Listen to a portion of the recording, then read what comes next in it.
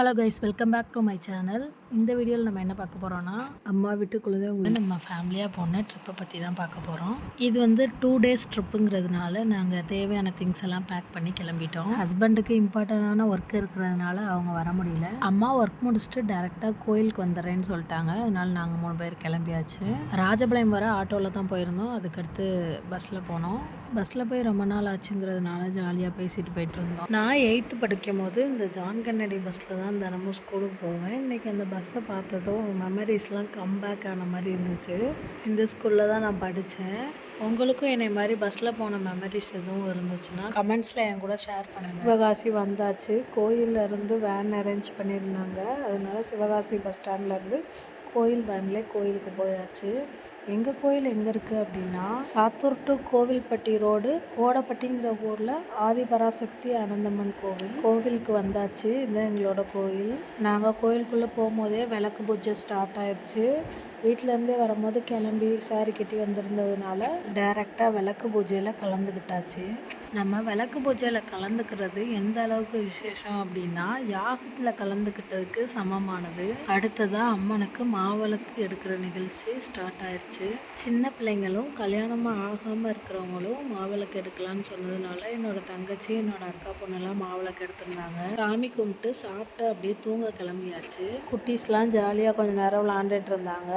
பெரியவங்கெல்லாம் கொஞ்சம் நேரம் அப்படியே பேசிகிட்டு இருந்தோம்.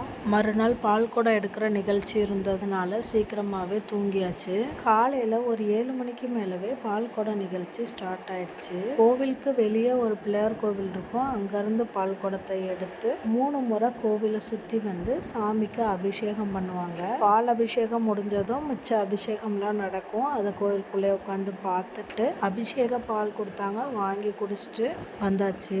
சாமியை அலங்காரம் பண்ண போகிறதுனால நாங்கள் போய் பிரேக்ஃபாஸ்ட் சாப்பிட்டு வந்துடலான்னு போயிட்டோம். காலையில் பிரேக்ஃபாஸ்ட்டுக்கு இட்லியும் ரவை உப்புமாவும் வச்சுருந்தாங்க.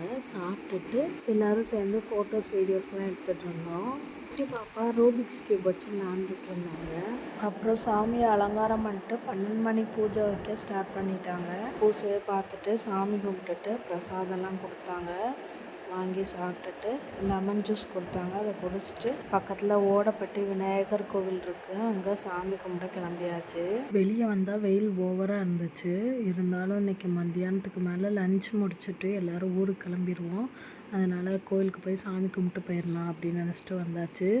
வந்துட்டு சிஸ்டர்ஸ் எல்லாம் சேர்ந்து அப்படியே ஃபோட்டோஸ் வீடியோஸ்லாம் எடுத்திருந்தோம். அடுத்து குட்டீஸ்லாம் ஃபோட்டோஸ் எடுத்துடலான்னு பார்த்தா இந்த குட்டி பாப்பா விளாண்டுக்கிட்டே இருந்தா. ஃபோட்டோஸ்க்கே வந்து நிற்கலை.